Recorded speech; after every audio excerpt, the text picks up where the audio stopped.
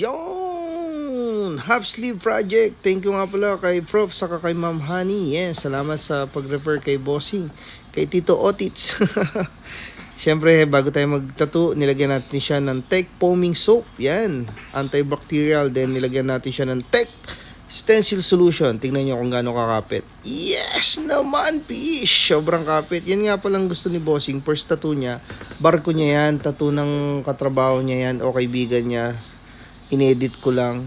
Tapos, itong Sakura, yan ang gusto niya. Black and gray lang din. Wrap around, half sleeve. Sabi ko, sige, ako na lang bahala kung paano magdagdag o i-execute, i-incorporate lahat yan.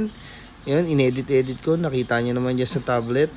Tapos, yun. Dinagdagan ko yan ng compass sa taas. Yan.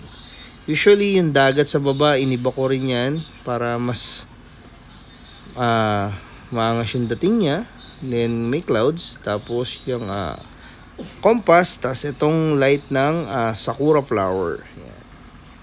Black and gray lang yung gusto ni Bossy. And then natural video. No CPL. Yun, no? Ito ang ating sponsor. Ang Tech Product Philippines from MLC Tattoo Supply. Yan. Order kayo. May always on the go 24/7. Who's next? Thank you, Lord.